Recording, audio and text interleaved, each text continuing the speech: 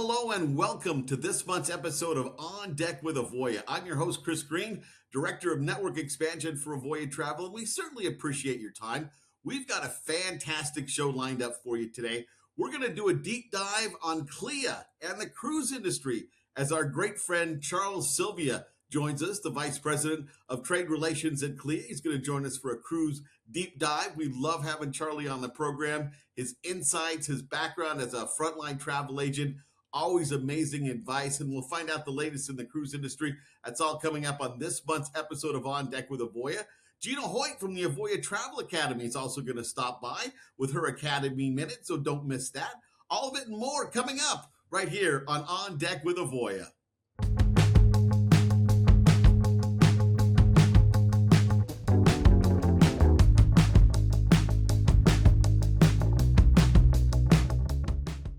Well, welcome back to this month's episode of On Deck with Avoya. You know, I always light up a little bit more when we have today's guest on the program. Not only am I a big fan of his work, but I'll be honest, I'm a huge fan of his dedication to our trade, his willingness to actively participate and engage, words I use all the time with our industry, and to be one of those people that leads by example. Please help me in welcoming back to On Deck with Avoya, Vice President, Industry and Trade Relations, North American Travel Trade Membership, our great friend, Charles Sylvia, ECC. Charlie, welcome back. You're essentially part of the On Deck with Avoya family at this point. Chris, it is so good to be back. Thank you so much for having me. And, you know, I feel like part of the family because you make me feel like part of the family. So thank you for that. Oh, thank you so much. You often talk about starting your career as a frontline travel agent back in the day. In today's high-tech, kind of fast-paced 2026 landscape, Charlie, how does that agent-first DNA still influence the way you lead industry and trade relations at CLIA? Well, you know, Chris, it is true. You know, I still think like a frontline advisor because I am one. You know, I still answer calls in my personal time and emails, and I qualify clients and sell cruises every single week.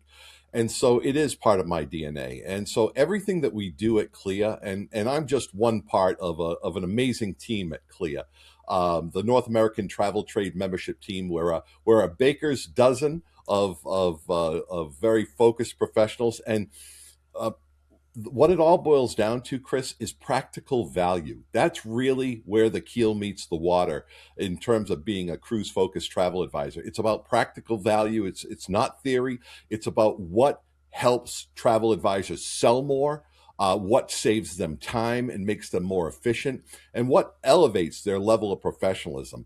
You know, at CLIA, every single program that we build and every benefit we create is filtered through that one question, which is, will this make the travel advisor more successful, more credible, and more professional with consumers? We are looking to build seven-figure producers of cruise travel. And, you know, the technology may change, but trust and relationships and expertise, they remain the heart of the travel advisor profession. So my job is to make sure that CLIA evolves with the profession, that it evolves with travel advisors, not ahead of them or past them.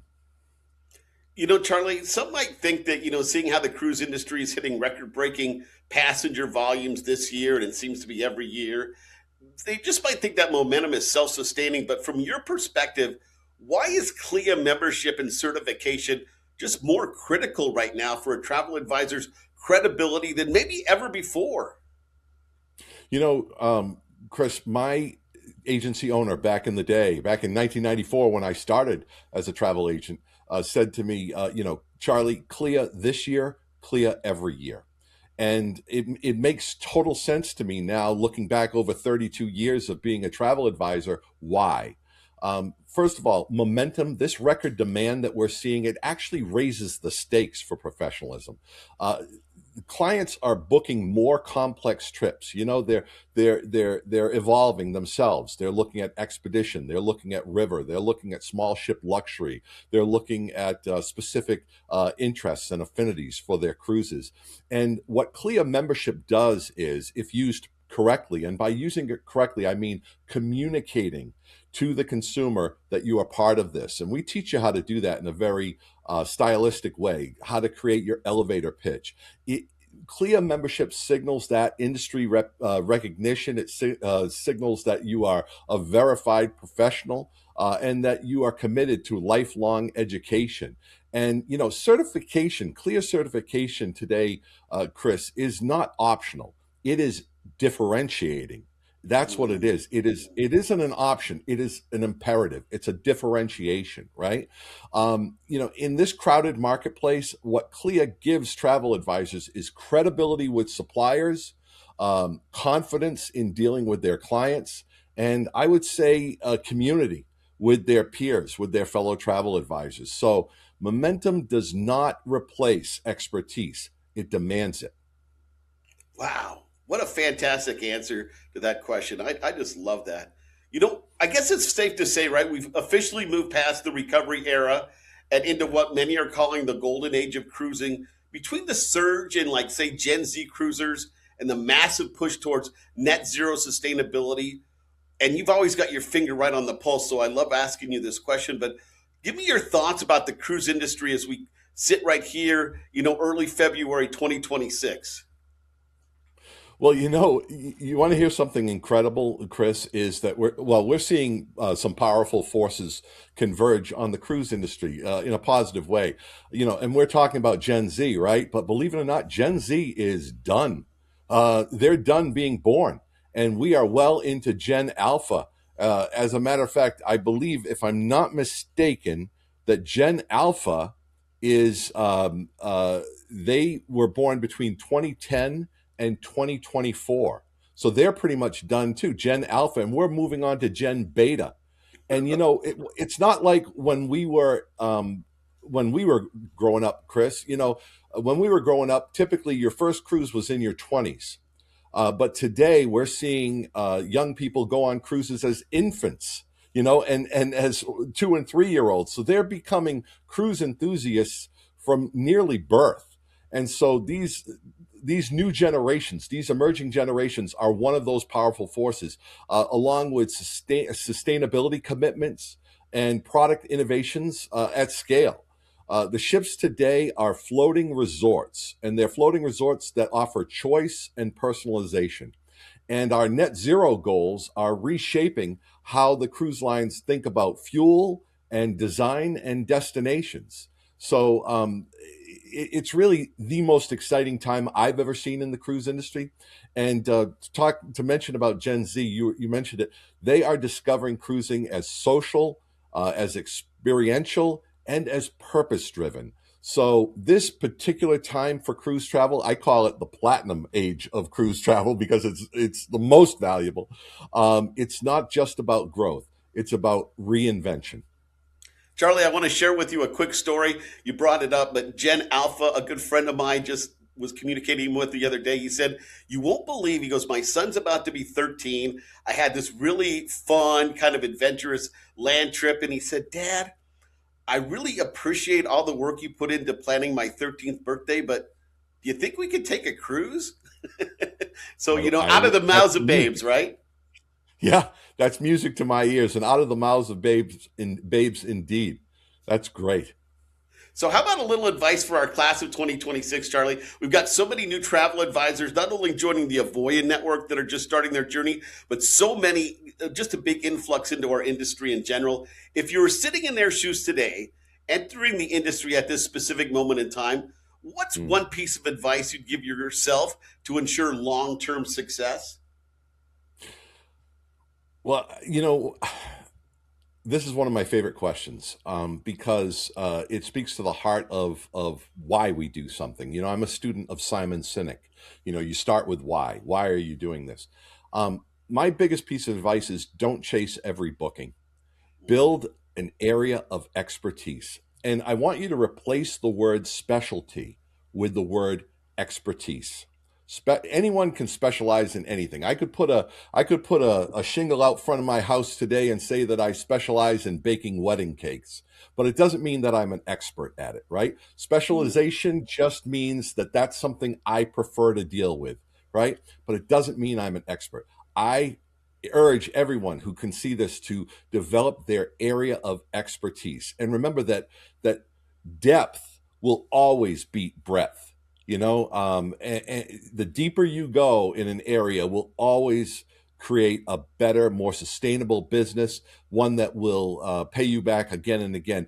Invest in your education early. CLIA certification, if you're cruise focused, certainly everyone should be part of ASTA. And for those of you who will qualify, pursue the ASTA VTA, the Verified Travel Advisor certification with ASTA. If you're cruise focused, then take it a step further and become CLIA certified. Do your ship inspections, complete all your supplier trainings, but focus on one area. If you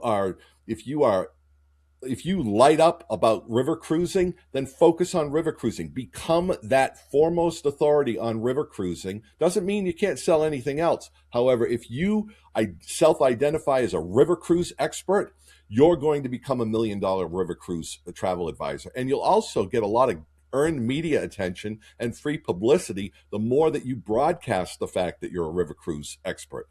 So treat this as a profession. It is not a side hustle. When I hear people come up to me and say, "Oh, I'm thinking about dabbling. I'm thinking about sticking my toe in the water of being a travel agent," I'm like, "Don't do it. It's not a side hustle. This is a profession. It's a real profession. It requires a professional commitment, and relationships will always outlast algorithms. That's so important to know. The advisors who win long term are the ones who become indispensable, not interchangeable." Charlie, every time I interview you, I end up with like all these little post-it notes everywhere with your little words of advice, because I just think they're the kind of thing that when you just see in front of you on a day-to-day can really help resonate. So when you're watching this, don't be afraid to take notes, because that was some world-class advice that we just received from our good friend Charlie Sylvia. Our featured guest this month for On Deck with Avoya is indeed Charles Sylvia, ECC, the Vice President, Industry and Trade Relations, North American Travel Trade Membership at CLIA. Charlie, hard to believe, but Cruise 360 just around the corner. April will be here before you know it. We'll be back in Fort Lauderdale at the Convention Center. Since you're the man behind the curtain, can you give our viewers maybe an exclusive sneak peek, maybe a session or a new innovation at the show this year that you think is going to be just a big winner? Well, Chris, I just looked at my calendar. My goodness, within 3 months, it'll be over already. All this, creating Cruise 360 is like painting the Golden Gate Bridge. You finish it, and then you go right back to the other side and you start painting it all over again. But no, 2026 Cruise 360 is all about future-proofing advisors. Our focus areas are going to be naturally AI and client engagement. We're going to be focusing on sustainability and responsible tourism, responsible cruise tourism. And again, niche cruising and areas of cruising expertise, where you can become an expert in a certain area or niche of cruise travel. And we're going to have the President's Panel. We're going to open up with the President's Panel on Wednesday. That's the first general session of Cruise 360. It's always a standout. It's great to have direct access to the top cruise line leadership, and we're going to have with all the brands that you expect to be there for our President's Panel, including Royal Caribbean and Carnival Cruise Line. We're also going to have small ship and expedition content that's stronger than ever. This is the year of luxury cruising. If you look at the order book, you're seeing some incredible, diverse luxury cruise ships and small ships entering into service. So a lot of content on small ship and expedition. The biggest game changer this year is really how we're blending education, inspiration, and business strategy into one cohesive experience that is Cruise 360. And I like to say that Cruise 360 is it's not just the cruise industry conference, it's where the industry meets its future. Cruise 360 really is the center of the cruise universe. And I hope everyone on this call hearing this will visit cruise360.org and sign up. Another post-it note from Charlie. Right here, I got my whole desk is going to be covered before we're done. We're seeing a shift, right, Charlie? We touched on it. You touched on it a minute ago, where travelers aren't just looking for a cabin. They're looking for a niche, from F1 themed voyages to maybe ultra remote expedition sailings. And of course, that means there's got to be an adaptation. How should advisors be evolving their qualification process to keep up with these more sophisticated 2026 traveler demands? Well, Chris, qualifying is qualitative, right? It's not quantitative. It's about asking better questions, not necessarily more questions, but better ones. What advisors must uncover is the lifestyle of their client. What kind of lifestyle they have, what are their values, what's most important to them, whether it's culture, whether it's food, whether it's arts or music or what have you, or historic preservation or visiting historic sites. What are their values? What are their passions? What are they most passionate about? And we all always use that term bucket list. I like to call it the life list because this is what our life is made of. The life list goals. Where do they want to go? What are those destinations? But travelers, cruise travelers are not buying, as you said, cabins. They're not buying cabins. They're buying identity experiences. Now, that's a qualifier that we always talk about experiences, right? But I take it a step further. I like to think of it as identity experiences because the experiences that we help create for our clients as travel advisors help to form or help to reinforce the identity of who that person is. Who is that client? We need to shift from where do you want to go to what kind of traveler are you? And I mean, that opens up so much. What kind of traveler are you? And what story do you want to tell when you get back from this trip? What story do you want this trip to tell about your life and its experience? These are deep questions, but you know what? If you've developed the preliminary rapport with a prospect or a client, then you can dive deep into who they are. And if they ever stop short on an answer, the three most powerful words that you will ever ask a client or ever say to a client are, tell me more. Tell me more. Tell me more about that. That's fascinating. Tell me more about that. Boom. Niche knowledge is now your currency. You want to know about that lifestyle, the passion, the values, what these people are all about. I would only add on to that, and Charlie, I would hope you would agree that it means also being a great listener, right? Yeah. Because if you're not listening to their answer, if you're already thinking of your next question or how you're going to start to maybe box this close in a little bit or whatever the case may be, you might miss vital information that they've just given you that can help you make this trip so much more for everybody involved. Chris, my agency owner said to me, and it's the oldest one in the book, right? He always said, Charlie, you got two ears and one mouth for a reason. Yeah, makes sense. Charlie, you spend so much time advocating for everybody else's travel, but I always love talking about yours because you're such a fascinating person. You're a history buff, you're an ocean liner enthusiast, you're going to some amazing places. Anything on the journey list for 2026 that you're really excited about? Well, as you know, Chris, I'm usually on anywhere between 18, 20, 22 cruises a year for work. I'm aboard ship that many times, and I'm actually leaving on a cruise this weekend. But when it comes to my personal life, believe it or not, I'm actually doing my first family cruise, and by family I mean we're taking my sister who's much younger than I am. She's turning 40 this year, and her son is turning 10. And neither of them, believe it or not, Chris, have ever been on a cruise. So we're going to What? take right. Yeah, exactly. People are always astonished by that.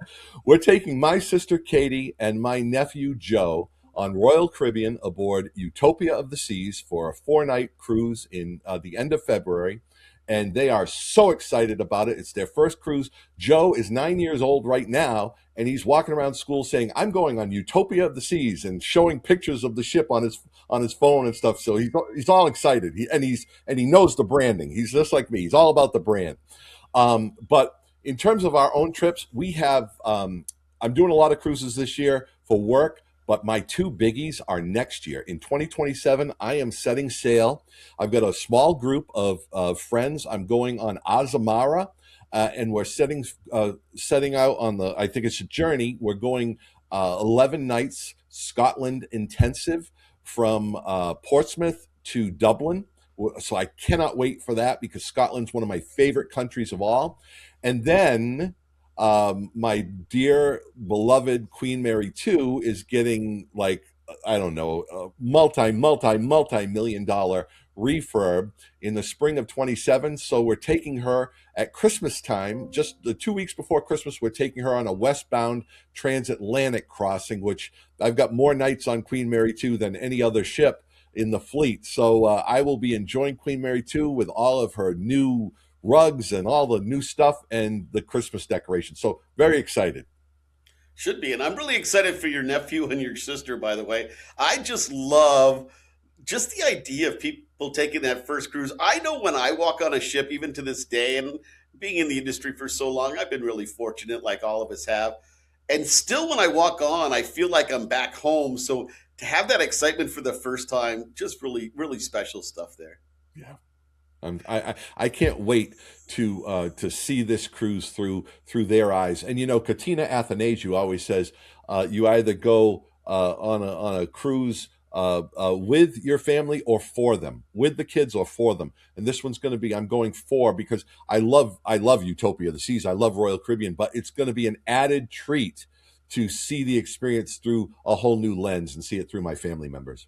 Absolutely. So, Charlie, to wrap things up today, when you look at the order books for new ships, you look at the evolving partnerships between CLIA and host agencies like Avoya Travel.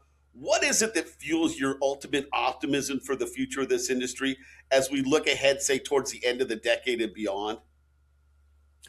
It's the confidence that we're seeing from some of the smartest people in the world, Chris. You've got whether it be Wall Street, whether it be private equity, you see massive investments in the cruise industry in both on both sides of the equation, right? Both the cruise lines themselves and the travel agency distribution model. The order book shows unprecedented confidence in cruising. We've got 89 billion with a B, $89 billion worth of hardware on the books right now in the order books. That's through December 31st, 2036. So it's the next 10 years. 89 billion.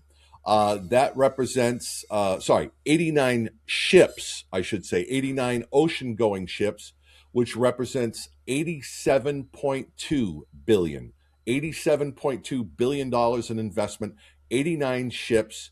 And that comes out to, Chris, 243,300, and this is all from memory, 243,300 additional lower berths that need to be filled at every turnaround.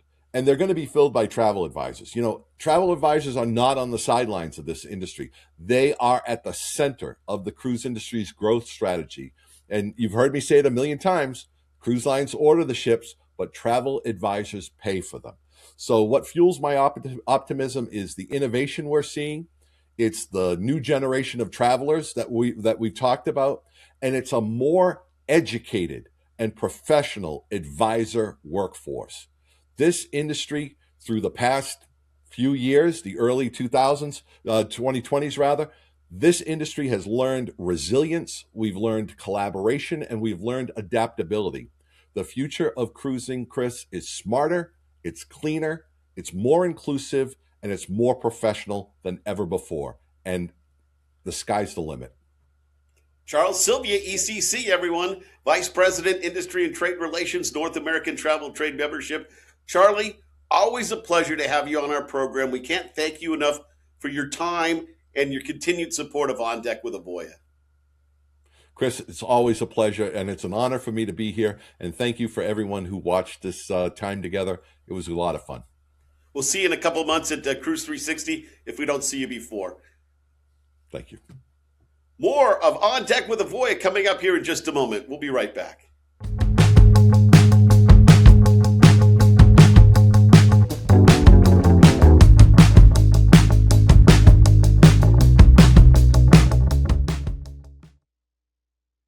Hello, and welcome to Insights from the Academy.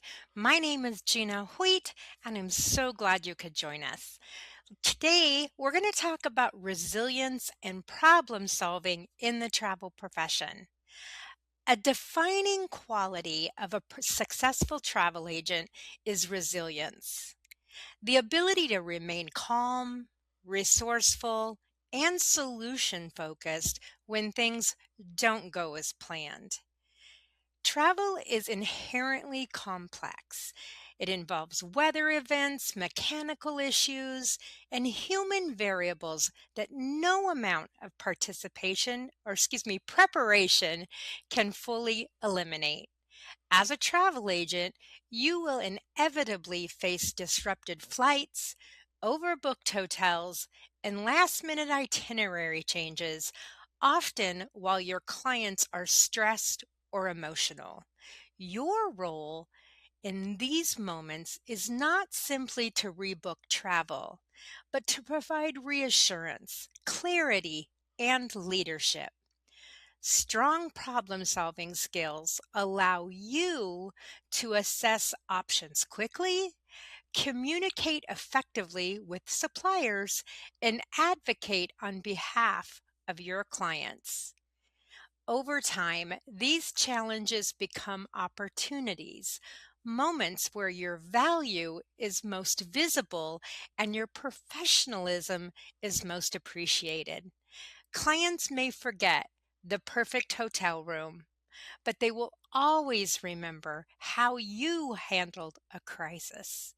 In a profession where online booking tools can manage simple transactions, it is your ability to navigate the unexpected that transforms you into an indispensable travel advisor and builds a reputation for excellence.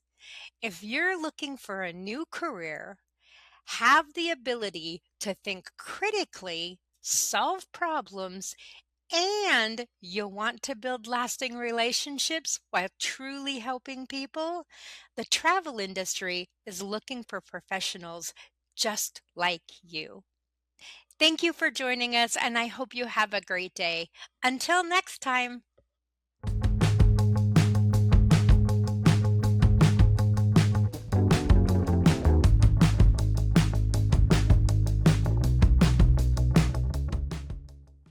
Well, welcome back to On Deck with Avoya, my friends. I'm your host, Chris Greene, Director of Network Expansion. And as we put a wrap on this month's episode, I have to tell you, we're heading for dry land after 5+ years.